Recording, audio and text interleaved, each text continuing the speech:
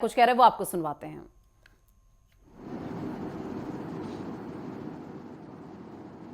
अपर मुख्य सचिव भाषा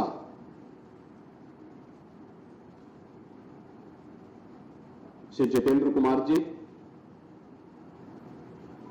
प्रमुख सचिव उच्च शिक्षा श्री MP अग्रवाल जी, आज के इस समारोह में उपस्थित विधान परिषद सदस्य डॉक्टर धर्मेंद्र सिंह जी, माननीय विधायकगण श्री विपिन सिंह जी, श्री प्रदीप शुक्ला जी, श्री महेंद्रपाल सिंह जी, उत्तर प्रदेश महिला आयोग की उपाध्यक्ष श्रीमती चौरो चौधरी जी,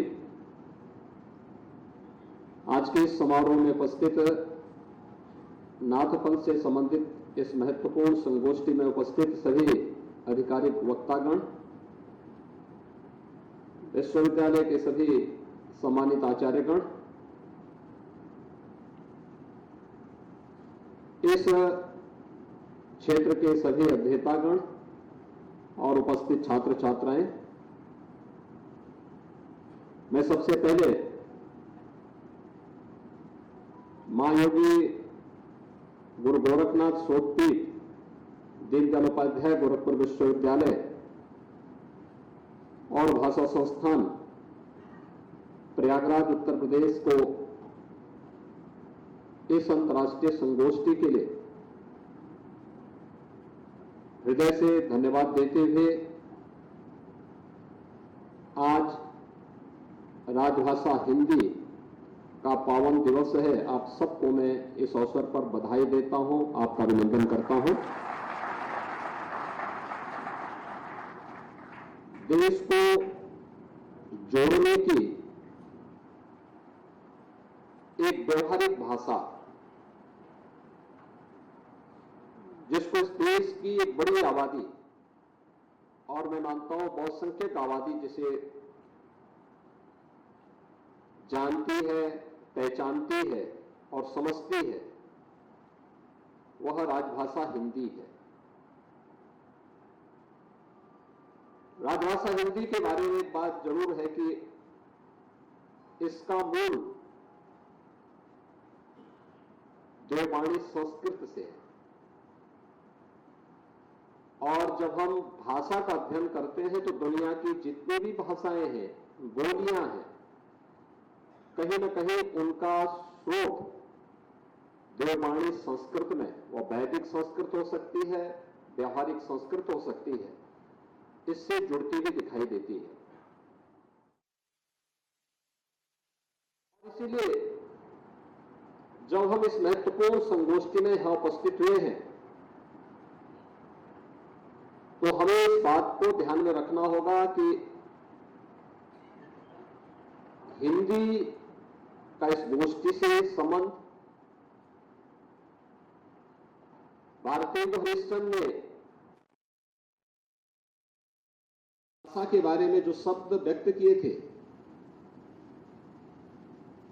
कि निज भाषा उन्नति है सब उन्नति के मूल, तो मुझे लगता है कि यह भाव आज भी हम सबको बरबस हम सबका ध्यान आकर्षित करता है। अगर हमारे भाव और हमारी भाषा ही हमारी स्वयं की नहीं है तो हमारी प्रगति को बाधित करेगी, हर स्तर पर बाधित करेगी। एक बैरियर हमारे सामने होगा हमारी प्रगति के मार्ग पर, और उस बैरियर को हटाने के लिए देश के अंदर आजादी के आंदोलन से लेकर के उसके बाद भी आजादी के आंदोलन के बाद भी हिंदी को लेकर के जो एक आह्वान हुआ, पिछले 10 वर्ष में प्रधानमंत्री मोदी जी के नेतृत्व में देश के अंदर आई सरकार ने देश को जोड़ने के लिए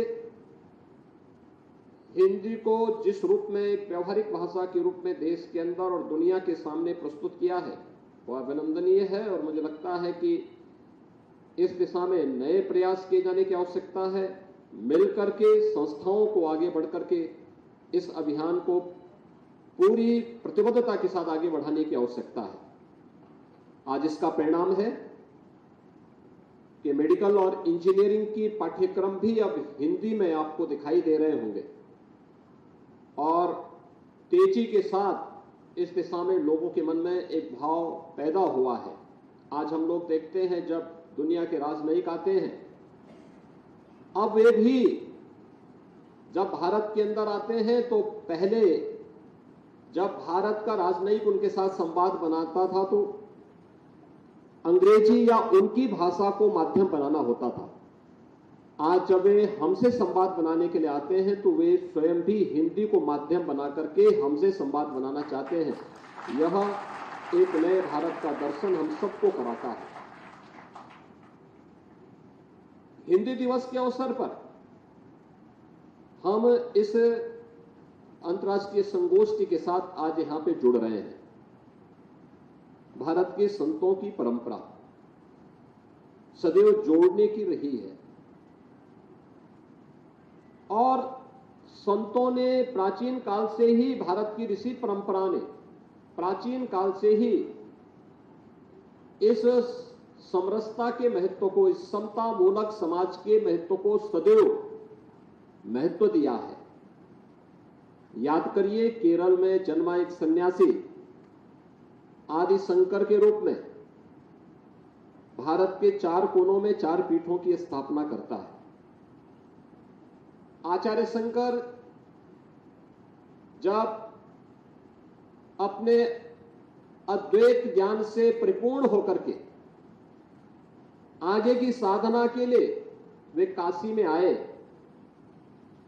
तो काशी में साक्षात भगवान विश्वनाथ ने उनकी परीक्षा लेनी चाहिए और उन्होंने इस बात को देखा कि प्रातः काल जब ब्रह्म मुहूर्त में आदि शंकर गंगा स्नान के लिए जा रहे होते हैं तो वह सबसे अछूत कही जाने वाली एक सामान्य व्यक्ति के रूप में वह उनके मार्ग के सामने खड़े हो जाते हैं। तो स्वाभाविक रूप से आदि शंकर के मुंह से निकलता है, हटो, मेरे मार्ग से हटो।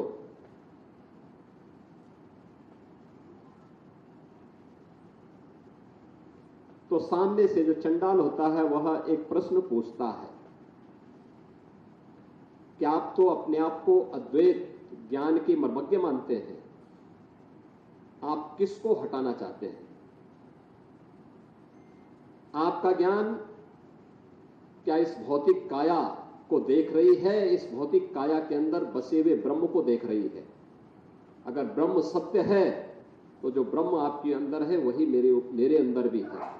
और इस ब्रह्म सत्य को जान करके अगर आप इस ब्रह्म को ठुकरा रहे हैं तो इसका मतलब आपका ये ज्ञान सत्य नहीं है। तो उन्होंने, वे बहुत चक थे, एक चंडाल के मुंह से इस प्रकार की बात। उन्होंने कहा कि आप कौन हैं, मैं जानना चाहता हूं। उन्होंने कहा कि जिस ज्ञान व्यापी की साधना के लिए, दुर्भाग्य से वो ज्ञान व्यापी आज लोग उसको दूसरे शब्दों में मस्जिद कहते हैं, लेकिन वो ज्ञान व्यापी साक्षात विश्वनाथ ही है।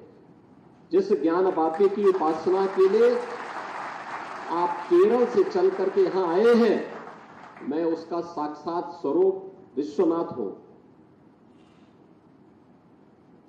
तो वह उनके सामने नतमस्तक होते हैं और उन्हें इस बात का पश्चाताप होता है कि नहीं, ये जो भौतिक अस्पृश्यता है यह न केवल साधना के मार्ग का सबसे बड़ी बाधा है बल्कि राष्ट्रीय एकता और अखंडता की भी सबसे बड़ी बाधा है। और इस बड़ी बाधा को अगर हमारे समाज ने समझा होता तो देश कभी गुलाम नहीं होता, कभी गुलाम नहीं होता। भारत की संत परंपरा ने कभी भी इस बात को महत्व नहीं दिया। उन्होंने हमेशा समरस समाज पर जोर देने का प्रयास किया। दूसरे संत रामानंद जी के बारे में आप देखें, रामानंद जी ने भारत की उपासना विधि की एक विशिष्ट पद्धति को आगे बढ़ाया, लेकिन इस विशिष्ट पद्धति के साथ साथ उन्होंने कहीं छुआछूत और अस्पृश्यता को कभी महत्व नहीं दिया, कभी भी उसको महत्व नहीं दिया। उन्होंने भी इस पर जोर दिया, और वह जोर था उनका भी उस समय के समाज को जोड़ने के लिए। एक तरफ रविदास उनके शिष्य बनते हैं, दूसरी तरफ कबीरदास उनके शिष्य बनते हैं। एक लंबी परंपरा उस समाज से है जिसे आज भी समाज का एक तबका अछूत मानता है। यानी कभी भी इस बात को महत्व नहीं दिया गया कि समाज में हम छुआछूत और अस्पृश्यता को महत्व दें। भारतीय संत समाज ने, भारत की ऋषि परंपरा ने इसे महत्व नहीं दिया, और वही नाथ पंथ की परंपरा भी, महायोगी गुरु गोरक्षनाथ की परंपरा के बारे में अगर आप देखेंगे तो जाति, मत, मजहब, क्षेत्र, भाषा, इस पूरी परंपरा ने कभी भी अनादर नहीं किया, सबको सम्मान दिया, सबको जोड़ने का प्रयास किया। यानी केवल आध्यात्मिक रूप से एक व्यवहारिक धरातल पर उतरा हुआ एक ऐसा उपासना विधि थी जिसने एक और काया की शुद्धि पर ध्यान दिया और उसके माध्यम से आध्यात्मिक उन्नयन के मार्ग को प्रशस्त किया, तो दूसरी तरफ समाज को जोड़ने के लिए भी समरस समाज के माध्यम से समाज के प्रत्येक तबके को अपने साथ जोड़ने का काम भी किया। और उन सब बातों का अगर उल्लेख हमें देखना हो, करना हो, तो गोरखवाणी के जो शब्दी हैं, उनके जो दोहे हैं, गोरखवाणी के जो अलग अलग प्रकार की गोरखनाथ जी की जो वाणियां हैं, उनको अगर हम देखेंगे तो आपको बहुत सारे ऐसे तथ्य और तत्व उसमें मिलेंगे जो बरबस हमारा ध्यान आकर्षित करते हैं, और उन सब बातों से इस बात को आप प्रमाणित कर सकते हैं कि गोरखनाथ जी ने अपने समय में इस समाज को जोड़ने के लिए, आध्यात्मिक उन्नयन के लिए, राष्ट्रीय एकता और अखंडता के लिए उस समय उनके द्वारा रची गई शब्दी, पद, दोहे, ये सभी हम सबका ध्यान आकर्षित करती है। आप देखें उस समय मलिक मोहम्मद जायसी, जिन्होंने पद्मावत रची थी, पद्मावत में मलिक मोहम्मद जायसी गोरखनाथ जी के बारे में क्या कहते हैं? वे कहते हैं, बिन गुरु पंथ न पाइए, भूले सोचो भेंट, जोगी सिद्ध होई तब जब गोरख सो भेंट। ये मलिक मोहम्मद जायसी बोलते हैं।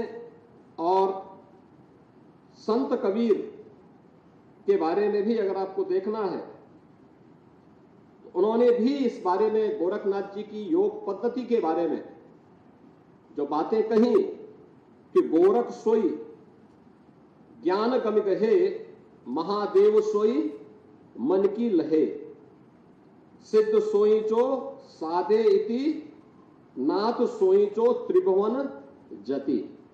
कबीर ग्रंथावली में संत कबीर भी इस बात का उल्लेख करते हैं, और तुलसीदास जी तो उससे भी आगे बढ़कर के इस बात को कह देते हैं कि गोरख जगायो जोगो और भगति भगायो लोगो। इस बात का उल्लेख उनके द्वारा भी की जाती है। अगर हम हिंदी दिवस पर हिंदी साहित्य के बारे में जब चर्चा करते हैं तो पूरी संत साहित्य से ये परंपरा आगे बढ़ती है, और संत साहित्य की आधारशिला महायोगी गोरखनाथ का साहित्य दिखाई पड़ता है। उस पर शोध और उन कार्यक्रमों को हम आगे बढ़ाएंगे तो आपको दिखाई देगा वे शब्दी, वे पद हिंदी साहित्य के, जिन्हें संकलन भी हिंदी के एक मूर्धन्य विद्वान डॉक्टर पीताम्बर दत्त बड़थवाल ने गोरखवाणी के रूप में किया है, और जिसके लिए हिंदी की पहली डी.लिट की उपाधि डॉक्टर पीताम्बर दत्त बड़थवाल को प्राप्त होती है, यह हम सबका ध्यान आकर्षित करती है। और इसीलिए सबसे पहले हिंदी दिवस के अवसर पर इतनी बड़ी संगोष्ठी, इसमें अलग अलग विद्वानों को एक मंच पर लाना, फिर उनके माध्यम से उन विषयों को लेकर के जो आज के समय के लिए प्रासंगिक हैं, जो इसमें जो मुझे बताया गया कि 6 तकनीकी सत्र इस पूरी संगोष्ठी के दौरान होने हैं, जिसमें नाथ पंथ, सिद्ध परंपरा एवं साधना पर एक सत्र होना है, नाथ पंथीय दर्शन और सामाजिक समरसता पर दूसरा सत्र होना है, नाथ पंथीय विश्वकोश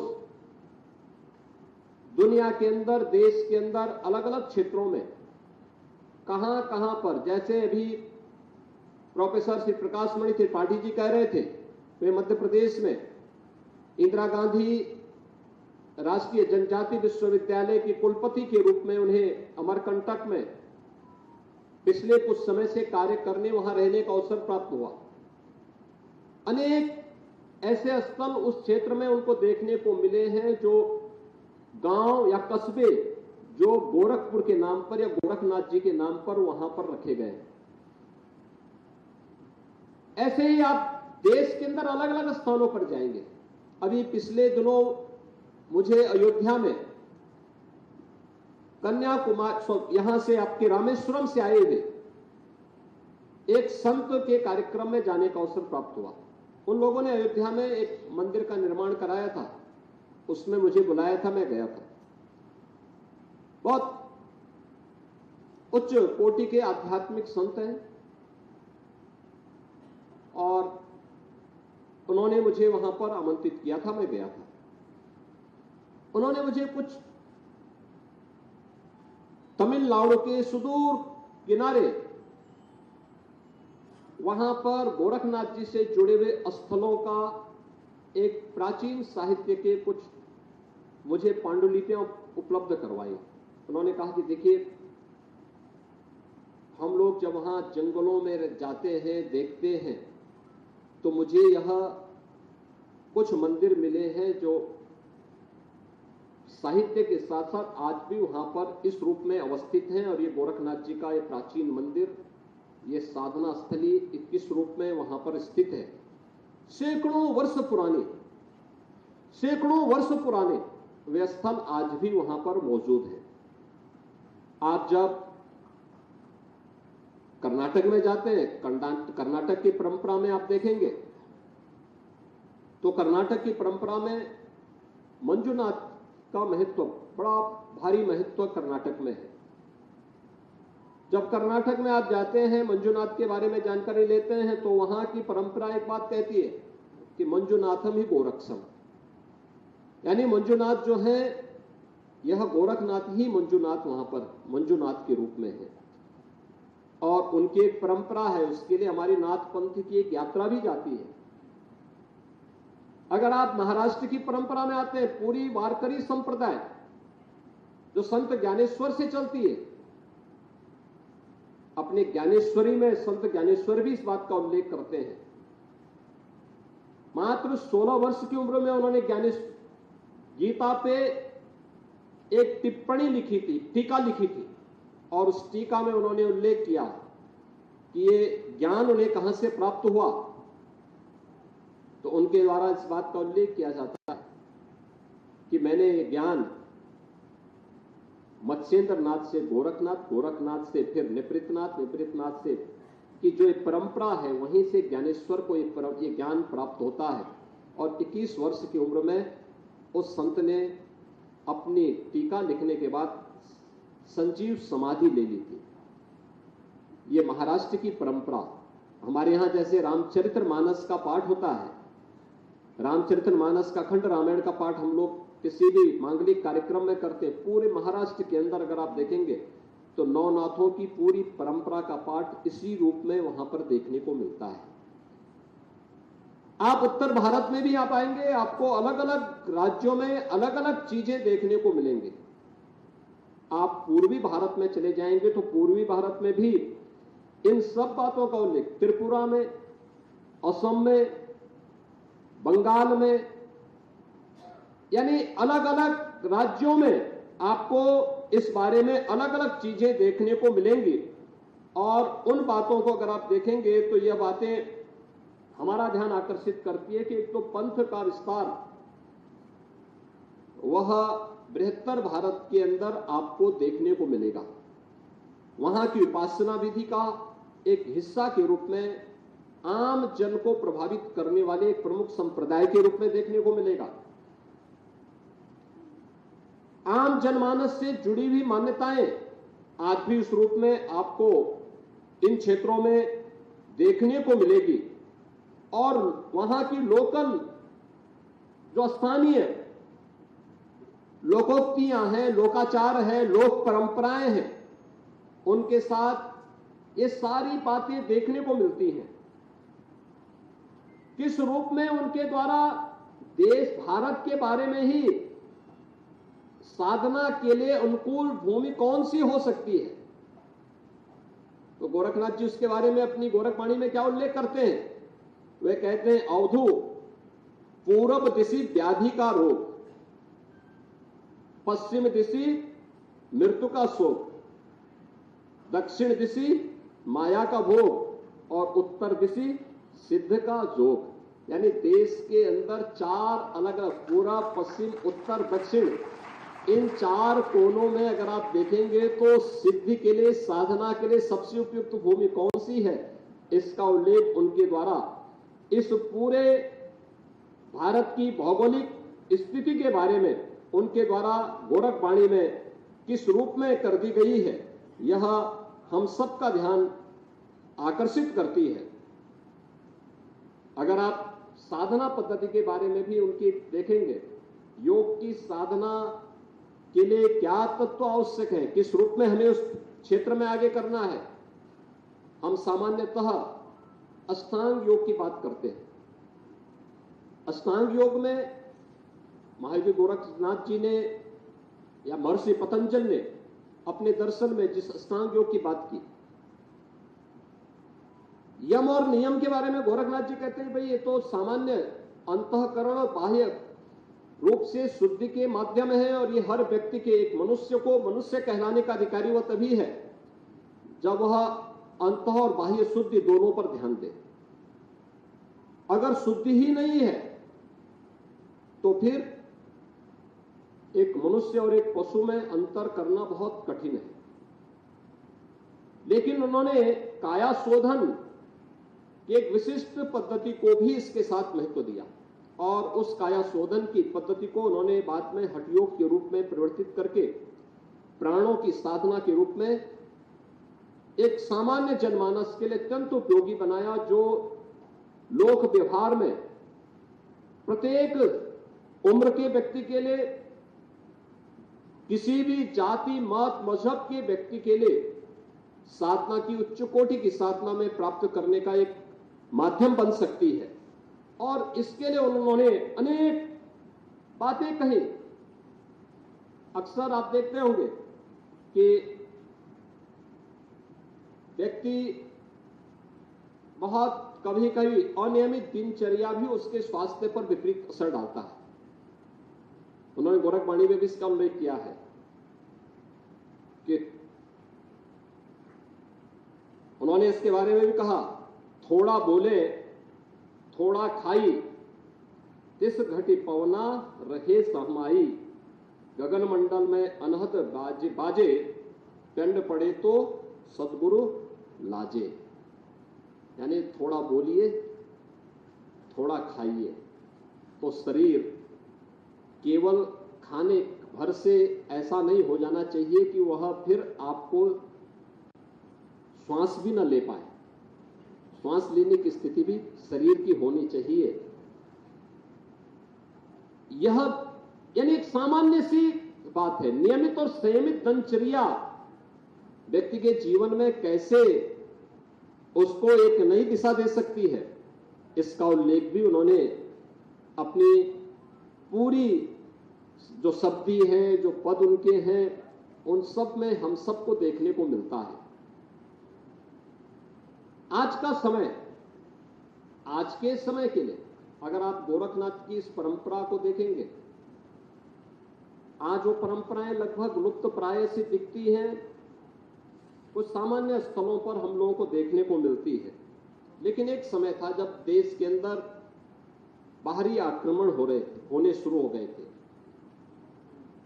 उस समय बटी हुई ताकत, विभाजित समाज, उसका मुकाबला करने में अपने आप को असमर्थ पा रहा था। पूरब की ओर से आने वाले इन हमलों को रोकने के लिए उस समय, अगर आप पंजाब की परंपरा में देखेंगे, सिंध की परंपरा में देखेंगे, तो वहां पर यह मान्यताएं हैं कि गोरखनाथ जी ने उस समय वहां के समाज को जागरूक करके इस सारंगी वादन के कार्यक्रम को उसी समय गायन के माध्यम से जन जागरण और उसके माध्यम से समाज को जागरूक करके विदेशी हमलों से जागरूक करने के लिए एक बड़े उपक्रम के रूप में इन्होंने इसका उपयोग किया था। यानी एक संत, एक योगी देश को उन बाह्य खतरों से अवगत करा रहा है, जो यहां की परंपरा को, यहां की संस्कृति को रौंदने के लिए आया है, उसके प्रति अवगत करा रहे हैं और उन खतरों के प्रति तत्कालीन समाज को अवगत कराते हुए उन्हें एकजुट करने का आह्वान भी कर रहे हैं। एक योगी के रूप में स्वस्थ शरीर कैसे रह सकता है, इसके लिए काया शुद्धि के और काया शुद्धि के माध्यम से आध्यात्मिक उन्नयन के सर्वोच्च स्तर को प्राप्त करना, साधना के लिए किसी साधक के लिए उपयुक्त भूमि कौन सी हो सकती है, इसके बारे में भी अवगत कराना, सामाजिक रूढ़ियों पर प्रहार करना,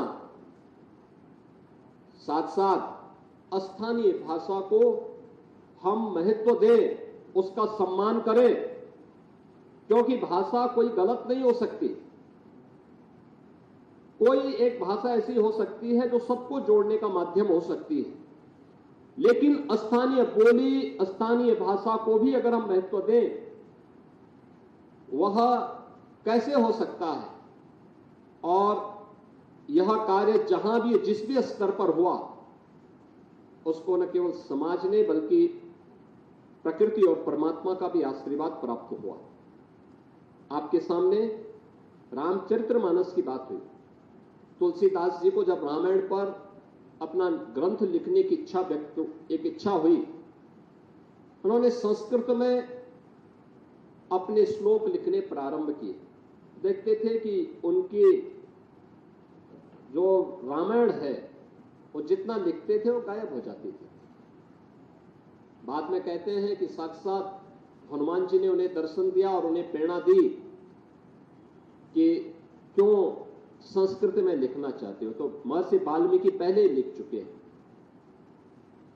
देश को आज आवश्यकता है स्थानीय भाषा में आम जनमानस को जागरूक करने के लिए राम की भाषा में लिखो। और फिर उन्होंने रामचरितमानस को अवधी में लिखना प्रारंभ किया। अवधी में लिखा तो स्वाभाविक रूप से काशी पांडित्य की भूमि थी, तो काशी के विद्वानों ने इसका विरोध करना शुरू किया। अनेक उनके साथ उस समय संकट आए, लेकिन संकट से मुक्त होकर के काशी छोड़ करके वे अयोध्या आए। अयोध्या में उन्होंने इस कार्य को पूरा किया और अंततः